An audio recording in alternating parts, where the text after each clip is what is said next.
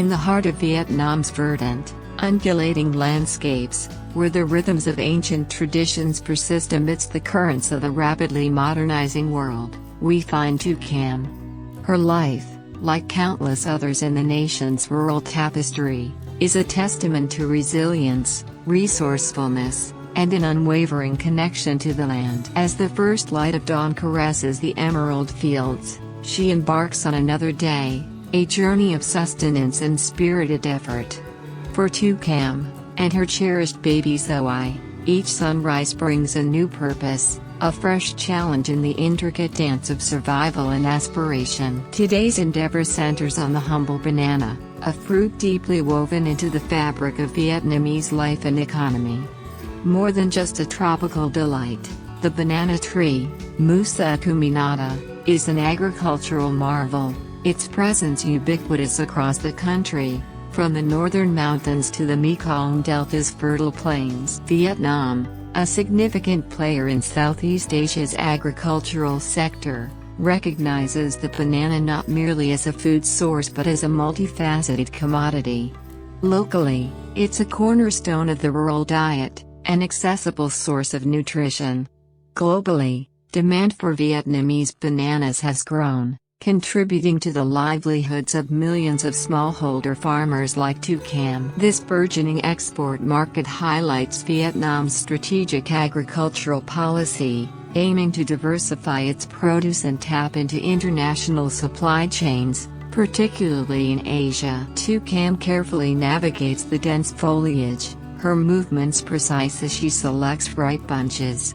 Her small child, Zoe, ever present, plays nearby, a miniature echo of life's continuity.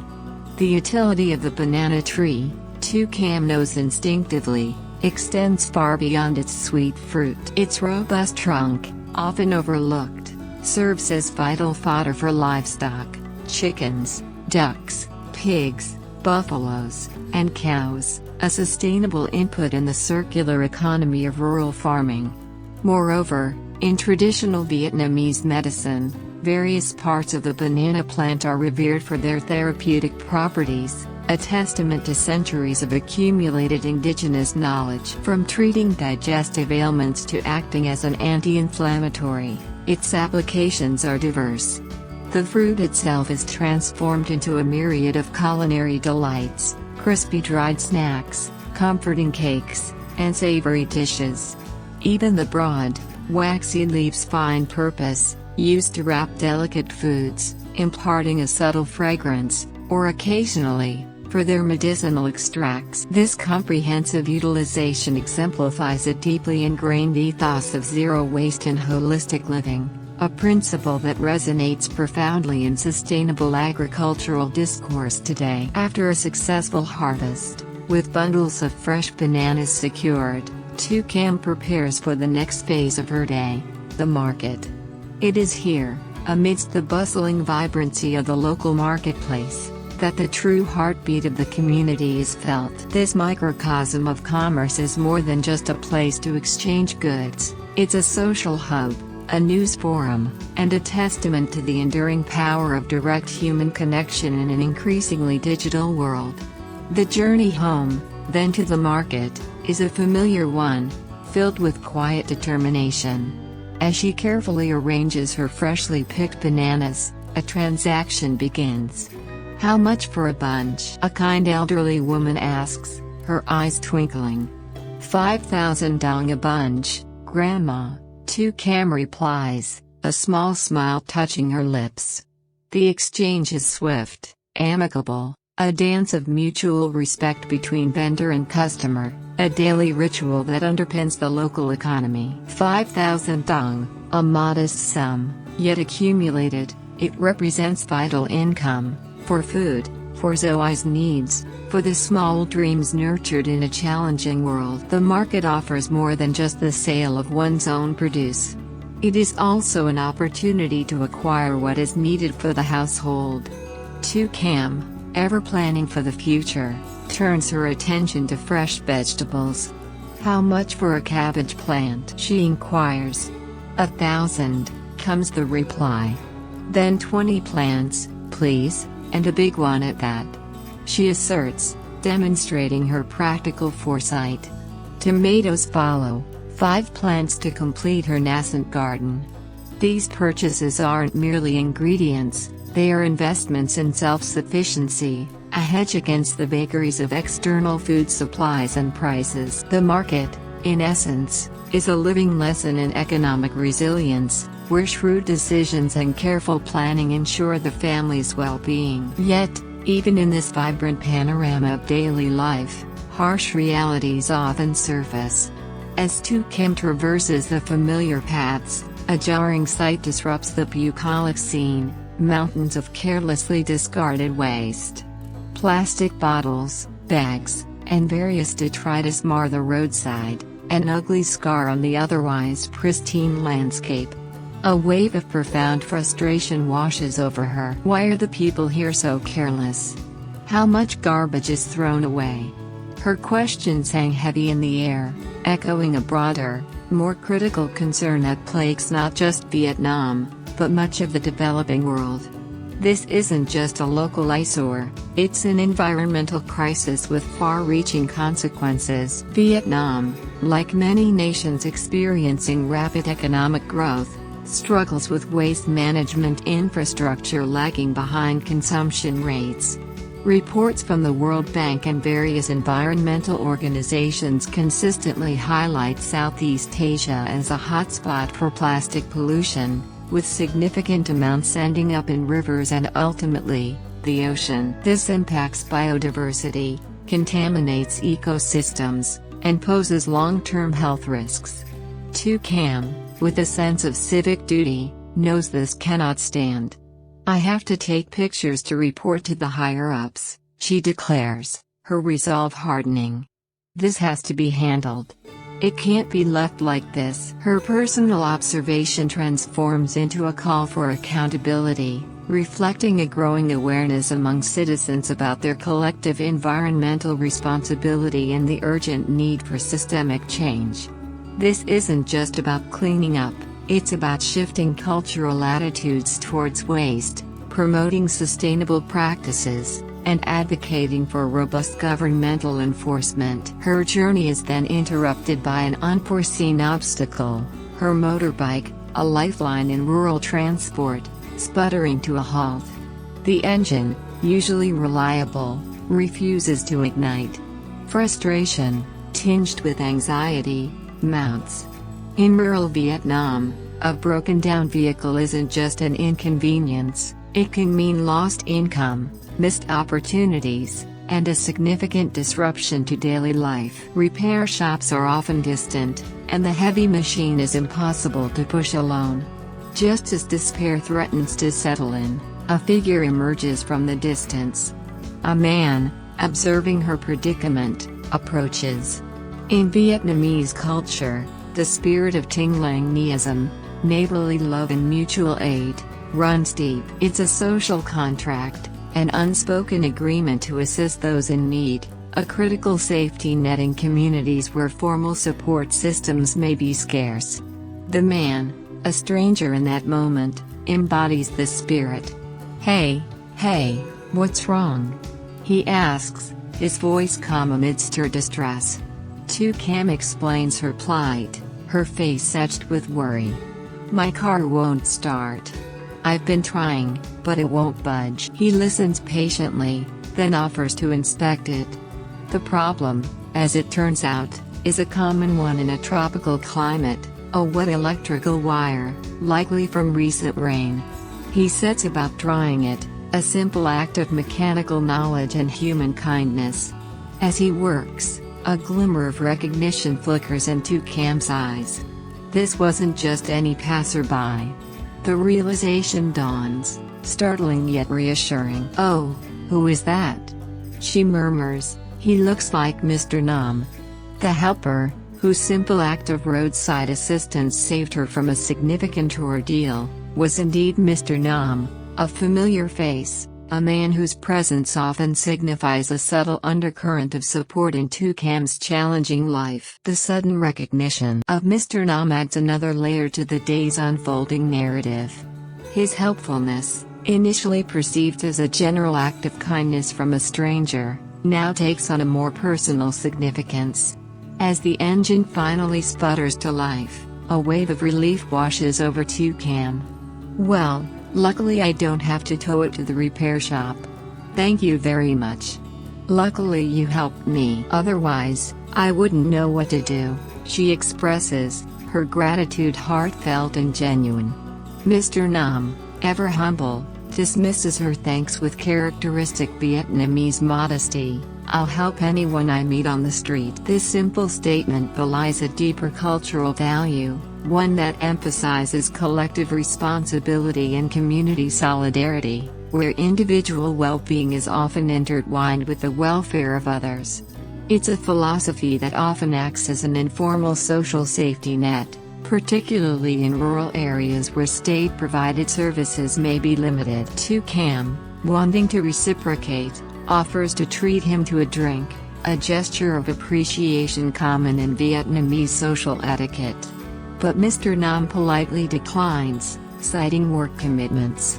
His refusal, while practical, also subtly maintains a professional distance, hinting at a complexity in their relationship that transcends a simple roadside encounter. The conversation that follows hints at Mr. Nam's other activities. Toucan, recalling his presence in the area, asks, "What are you doing here today? Why are you going to survey around here?" His answer reveals a surprising alignment with her own concerns. He too is surveying around here to see if there are any garbage dumps that people throw out into the environment. "You have to take pictures to report to your superiors."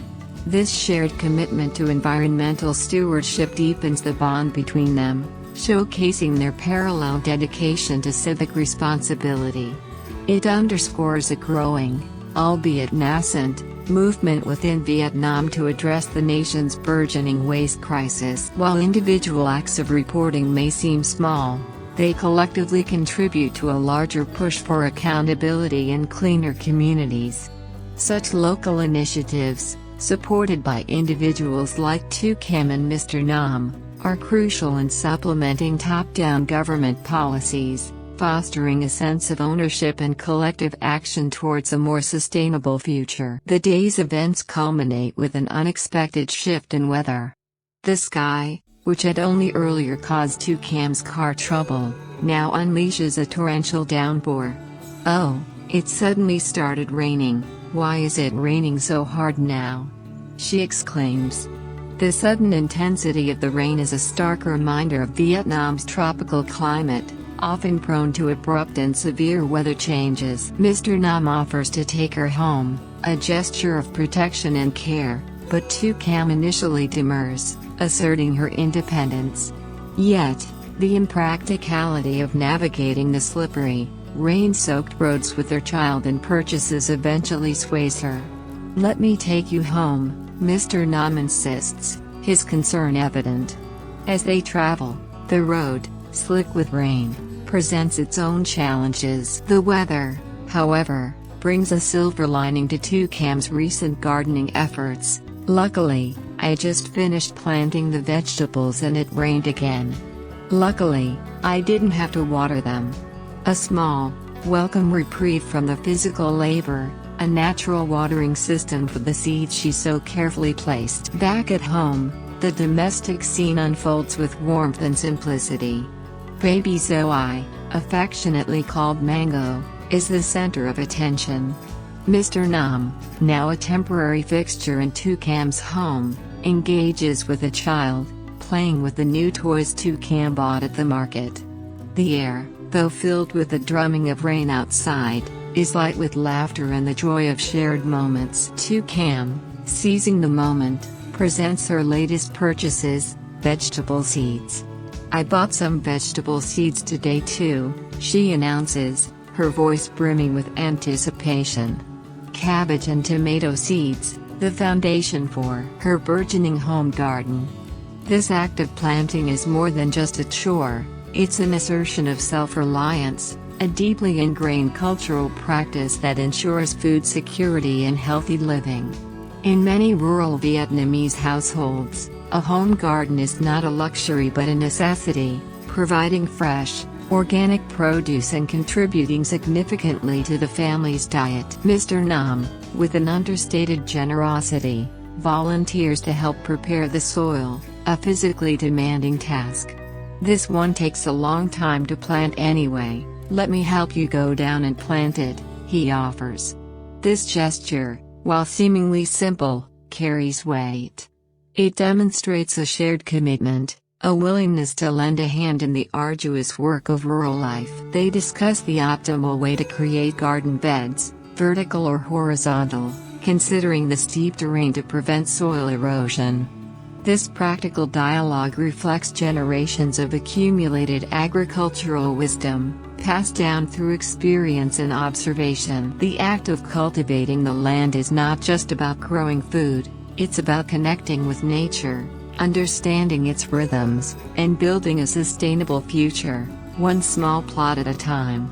Toucan envisions a garden bustling with life: cabbage, tomatoes, kohlrabi, cauliflower, and mustard greens. If you water them diligently, they'll be ready to eat very quickly, she muses, her mind already calculating future harvests, not just for sustenance, but perhaps for sale, to earn a little extra for Zoe's needs. As the day draws to a close, and the rain continues its relentless fall, Toucan reflects on the day's journey, sharing the details with Mr. Nam. From harvesting bananas, selling them at the market, buying toys for Zoe and seeds for her garden, to the frustrating car breakdown and her encounter with the widespread garbage. "It's quite far," she remarks about the banana harvest, "but the good thing is that bananas are easy to get." She recounts the car trouble, and how fortunate it was that Mr. Nam appeared to help. Her story is a tapestry of daily struggles and small triumphs, punctuated by moments of community solidarity and personal resolve. The heavy rain outside naturally leads to a discussion about the broader meteorological conditions impacting Vietnam. Mr. Nam acknowledges the storm's far-reaching effects. "This time is also affected by the storm, so it rains a lot here in my country. This time is in the central region, so the north is also a little affected." His words point to a critical reality for Vietnam, particularly its central region, which is highly vulnerable to extreme weather events. The nation lies within a typhoon belt, making it susceptible to increasingly frequent and intense storms, often exacerbated by climate change. These typhoons bring devastating floods, landslides, and widespread destruction, ravaging homes, infrastructure, and agricultural lands. The impact on livelihoods is immense, displacing communities and pushing vulnerable populations further into poverty. The resilience of the Vietnamese people in the face of these natural disasters is profound, but the long-term ecological and economic costs are staggering. Organizations like the UN and various NGOs often work alongside the Vietnamese government to provide humanitarian aid, rebuild communities, and develop climate resilience strategies. Toucan's brief mention of the rain becomes a poignant reminder of the larger geopolitical and environmental challenges that shape life in this part of the world, where the forces of nature can, in an instant, undo years of hard work. In a quieter moment, Toucan confides in Mr. Nam, expressing her deep gratitude for his continuous support, particularly regarding the land where she now lives. "Luckily, you chose me to get a piece of land here.